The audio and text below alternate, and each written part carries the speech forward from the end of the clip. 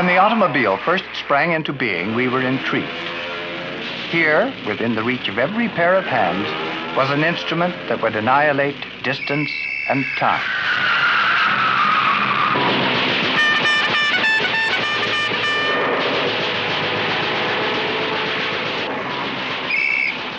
But the most enthusiastic of our grandfathers could never have dreamed to what degree the car would become part of the landscape and of our lives.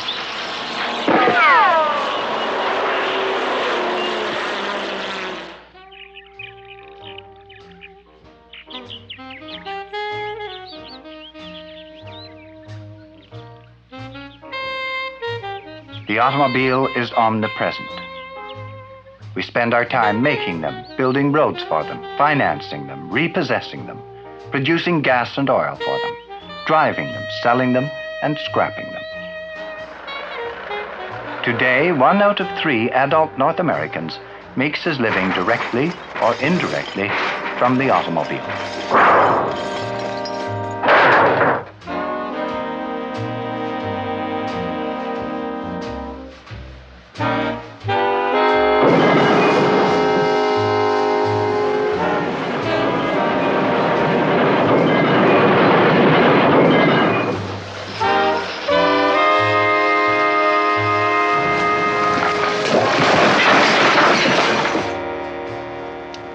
There is absolutely nothing wrong with the car. The only thing that is wrong with this car, there are a few scratches on it. When you'll go and buy a 56 hardtop or a 56 convertible, brand new, there'll be a difference of $500 in price. But and now I am asking you a difference of $100 in price for the same year car. There's $400 difference in a car. Yeah, but you're comparing to a... Plus you have the convenience and the pleasure of driving in a convertible, which you have the sunshine. But there's no I see you're a young man. I'm sure you're not married. Are you married, No. sir? You're not married. Well, I'm sure you'd like a convertible, because if you drive a convertible, you'll have... I know the girls like to drive in a convertible. Yeah, but at the same time, I like a convertible myself. Me, I don't mind, but people sitting in the back get blown out the seats. Will you be sitting in the back, sir? No. Will you be thinking about the other people in the back? It just depends. If I'm in the front and there's 2 broads sitting in the back, I'm going to be thinking about them. Well, if you're in the front, I'm certain you're not going to have 2 girls sitting in the back. Yeah, well, that's also a point for consideration. Anyway, firstly, the price you asked, $1,700, is much too much for this car. Well, the customer would walk in. I try to size him up when he walks in.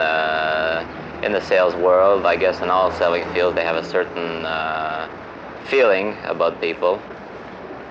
I see my customer, I feel that he has money. They feel that they're going to outsmart you. But naturally, if you're delivering a car to them, you've outsmarted them. That doesn't sound too good, does it? Well, they're always trying to give you a hosing. So as long as he thinks he is giving you a hosing, he's happy. But he never does. All the dealers stay in business. We don't go out of business. But as long as he feels that if he wants a car for, let's say, he comes in and he says, I want a car for $500 or $600. I know I can sell that car for $500 or $600, but I'm going to ask him 8 or 9, maybe even more for it. So if he knocks me down to it, well, if I ask him $900 for the car and he figures he's got me down to about 8.5, let's say 8. If he gets me down to 8, he says, I'm really giving it to him tonight. What about the women? Well, the women I find are the easiest people to sell to. Because very often you'll get a girl or a woman that doesn't know anything about a car, so she puts her whole trust into you. I'm not going to say that I can't be trusted, but if I can push a little rougher car into her that I know that I can't push into a man for the same price, I certainly will give it to the woman. But we give them a guarantee with it, because we give them a 30-day guarantee. They can always find what's wrong with it. I'm sure if a woman, any kind of a guarantee you give them, if there's any little thing, they bring it right into me. I know I've had it happen to me. Almost 9 million of us on this continent bought some kind of car last year, plunging ourselves into the joys and problems that a car brings, and into the endless talk about them. Where to park them, upkeep, the virtues and vices of our particular make, accidents. Most people feel that each new model, despite certain weaknesses which are easily remedied, is a progression towards the ideal car. We feel that it's a better object in itself than the older models we keep patching up.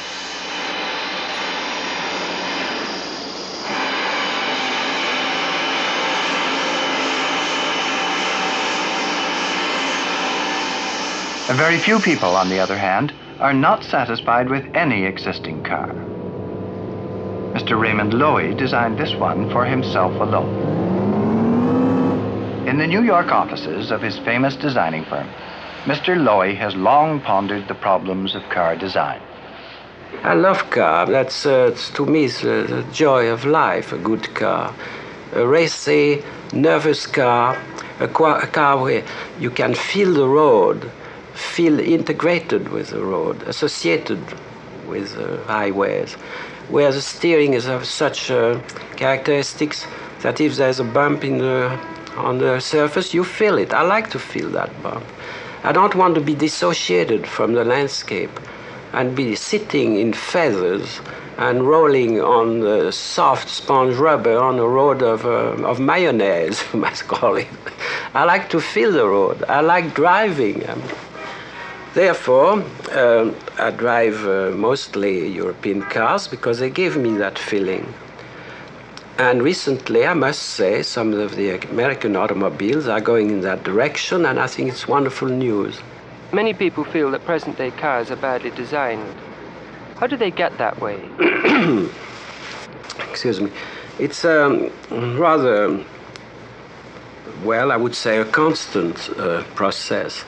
The sales department, usually, the sales department evaluation of what the next product should be is based on an existing product. And they try to go what they call one better. So why not make it a little bit bigger, a little bit larger, a little bit more powerful, a little bit roomier, a little bit more gaudy, a little bit more jazzy. And it's a continuous process which leads to monstrosities, lead to the point where, as I forecast 10 years ago in a book I wrote, where through its sheer absurdity of design, the whole thing collapses, and that there's a return to design sanity and restraint and good taste. I think we are witnessing that sort of thing now. You used the word taste just now. Oh, that's... What is your definition of taste? Well, I would say this is probably one of the most difficult questions you could ask me, and it has to be my own version of it. I'm not trying to sell it as a staple description of it. To me, taste is a reduction to an object, taste in designing, reduction to its simplest expression, short of aridity and dryness, which can be very dangerous.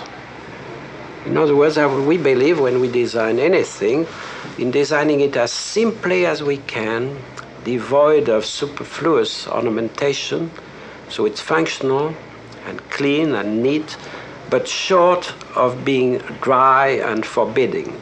To me, this is taste as we see it.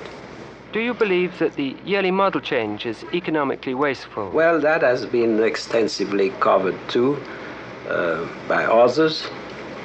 My own feeling that as far as the American market is concerned, Americans like change. If you don't give it to them, they'll buy the products where they can get it. I think there's too much change that is unnecessary, but I don't see that in this market how we can possibly avoid periodical changes. We designers insist that if there is to be a change, it be based on sound logic, on quality, or improved function, or reduced cost. We are against change in style for style purposes. Every one of us is opposed to that. And I think in the end we will succeed. So that changes, if they are made, are for the best.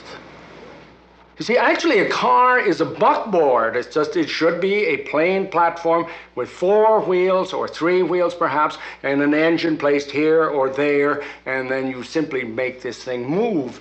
Instead, you get this funny kind of marshmallow performance. This thing, every car we buy and drive around here, we call the black marshmallow. Robert Osborne is one of America's best-known cartoonists and a satirical illustrator of books and magazines. Never feel them cleanly. as round wheels that then move along this way, as you do very often still in European cars. I know some German cars, and there's still some English cars, and some Italian cars in which they will always very clearly cut the fender around the wheel, so you feel the wheel, not a funny thing floating along underneath this marshmallow. This is, and as I say, I think that the Detroit designers get into trouble because they don't have a clear idea of where they're designing their car, what the car is supposed to look like, what they always hope it will look like. Instead, for 4 years they'll make it absolutely gigantic and load it with chrome. Then for 4 years they will try to pinch it down. Then they'll take the chrome off because they keep changing the objective so steadily. They start out and they do this, and then let's say they have this kind of a shape. As I say, it just looks perfectly soft. Then 1 year they think, let's put fins on it. So they put fins on here. And then they may say, let's put a great big grill on here. Let's make it look heavy. Let's make it look rich. So they put this thing on. And then here are these little wheels. You never can be dead sure that there are wheels on there, but there they are underneath there. Then next year they say, let's carry these fins way forward here. Or let's put something along here that juts out. And then the next year they will put these projection there. But then they'll begin taking this part off and cutting this down and doing some strange thing here. They'll take this out. Then they begin, now for about 4 or 5 years, they will cut it down so that this becomes really quite angular here. And they'll begin emphasizing these lines again. They will make this smaller. But then, 10 years from now, presently they'll be back to making this large again. And this is why I don't feel that they know that they don't know what they are. I feel that they don't know what they're doing, because this thing, just like an amoeba, just keeps changing. The shape goes on and changes from one form to another. You sit here 1 year, the next year you may sit up there, then they cut all of this off, and as I say, if you watch an amoeba through a telescope, you have the feeling that it changes its shape about that way. Perhaps a great design could make that. Perhaps Bugatti could make a single body, this is smoothed out body, and make that a very moving and beautiful thing. But I think it'd be quite hard to equal those early cars, for instance, early Hispano, in which you felt such marvelous vitality to the designer's concept. And you feel that they were actually designing, trying to refine the thing down, instead of suddenly making it next year like that, or this year like this, or bringing out a brand new car and saying, why don't we have the hood like this, and then finally giving up the car entirely. But doing all of this kind of business, I say, you feel, compared to the European designers, that the Americans don't really know what they want to do. They are simply changing this so that you won't be able to drive your car if it has this bump on, because this year the bump is coming out here, and you look kind of silly unless you're a really brave person and you don't worry about what your neighbors are saying. Most people are so timid, they say, oh, we have to have it sticking out this year. We have to have it sticking out here this year, and next year they'll get you there and there.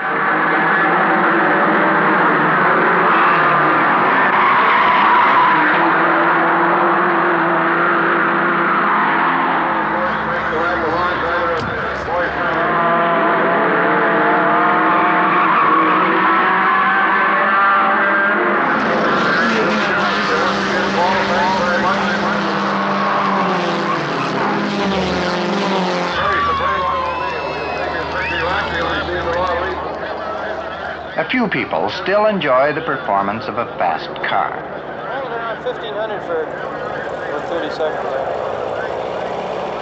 That seems all right, I think. Got it, Mark?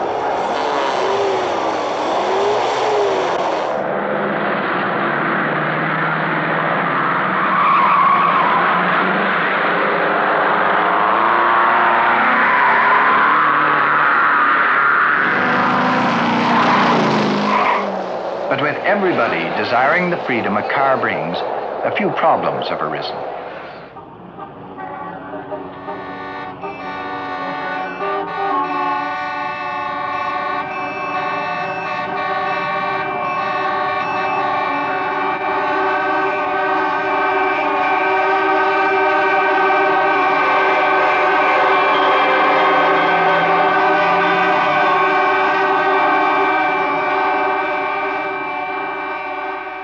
Matter of fact, we're building the first elevated expressway in lower Manhattan now. Nowhere is the traffic problem so acute as in the great metropolis of New York. There, the man faced with finding the answer is Commissioner Robert Moses. That's something that ought to have been done a long time back, way back, connecting the bridges in lower Manhattan with the Holland Tunnel, connecting the Queens Midtown Tunnel with the Lincoln Tunnel. There's only one way in which you can do that. You can't go down in another tunnel because you have to go under the subways. It's 70 feet deep. The cost is prohibitive, including the cost of ventilation. You can't stay on the surface. That's our trouble now. So you've got to go up. That's all there is. Now, when you go up, you don't run on a street and take away light and air. And you don't go through buildings, although I've always thought that's a possibility. You go on an independent right-of-way next to the existing streets. Take 100 feet, put the elevated structure on that. Don't take away any light. Don't take away any air. Don't cause any inconvenience to the neighbors. But going through buildings, actually going through them, is something that could be done, but it isn't understood.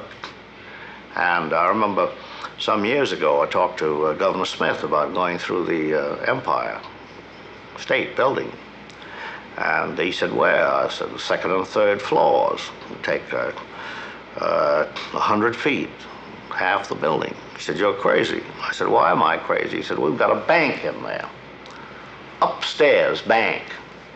Well, the governor is my mentor, and I worked for him for many years, but I didn't think he had the picture. But he didn't want any part of it. Don't want automobiles in my building. Some experts feel we must look far beyond expressways for the answer. I testified recently before a congressional committee on a plan, a transportation plan for the city of Washington. Now, this transportation plan, if it's carried out, will involve an enormous expenditure of $2.5 billion, and the planners say this will be expended before 1980. Or they may find that it's necessary before that. Now, that's a lot of money even for a rich country. Albert Mayer is the eminent architect and city planner chiefly responsible for designing Kitimat, BC, and the new capital of India. We have to devote the large sum of money, and the roads will be staggering in appearance. You know, these tremendous 2- and 3-level clover leaves. In the center of town, they are planning to have 8-lane superhighways. Just imagine 8 lanes will be with a thing in between, be of the order of 200 feet wide. In other words, a huge swath through the town, so that we'll always be conscious of these tremendous gaps in our landscape, in our what used to be the calm of the city, in order to be able to get this complete anarchic motion in any direction we want through any places. Now, this is one kind of city that you can produce. This is the inevitable effect of saying, okay, the car is the thing. If there are more cars, I meant to add this. In this Washington thing, they figured that the number of trips would increase twice as fast as the number of people. You see, they're not reducing the friction of space. They're not making it simpler to get around, but they're giving this, what I call this anarchic element, the private automobile, which has an average of 1.5 passengers only. They're giving it this big push so that there are going to be twice as many trips per person, and they're going to be 3 times as much mileage. Think of that. So that we're not going to catch up with ourselves.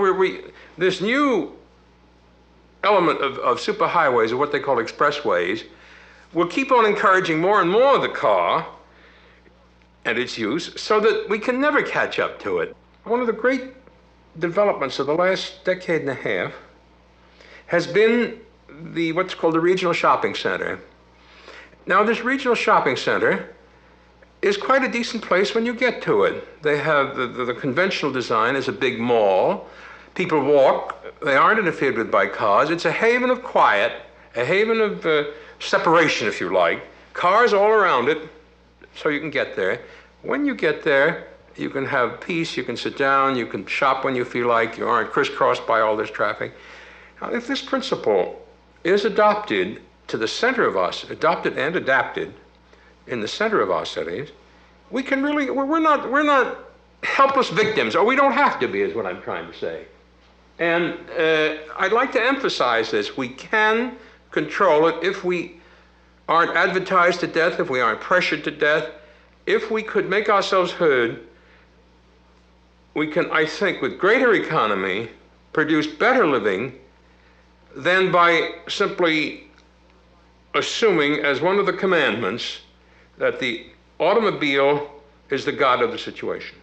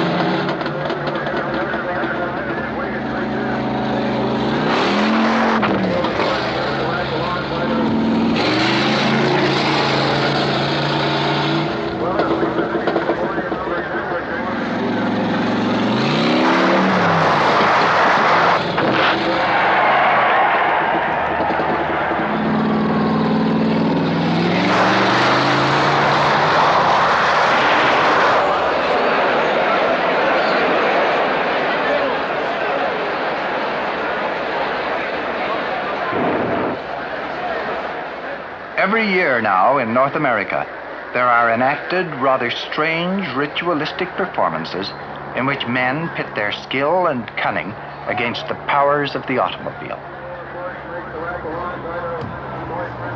We want to prove to ourselves that we shall ultimately emerge as the masters of an object which is on the one hand a joy and delight, but on the other can be as lethal as a dangerous weapon. We defy and thumb our noses at the power of the instrument, which sometimes is a dealer of death.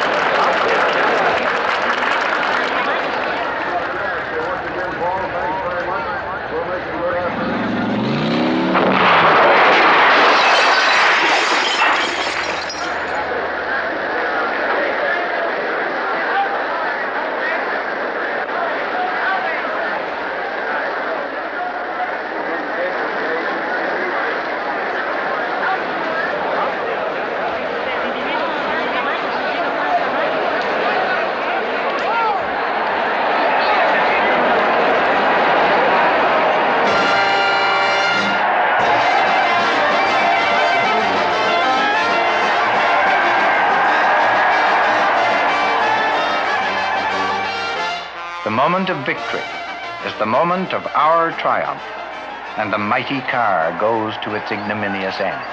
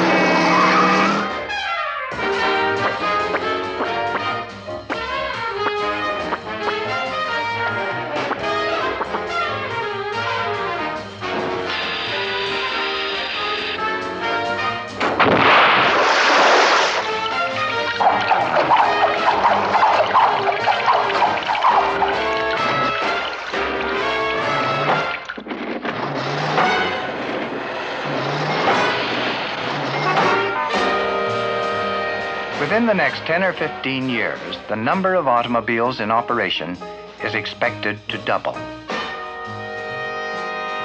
The Red Queen, in Through the Looking Glass, said to Alice, "Here, you see, it takes all the running you can do to stay in the same place. If you want to get somewhere else, you must run at least twice as fast as that."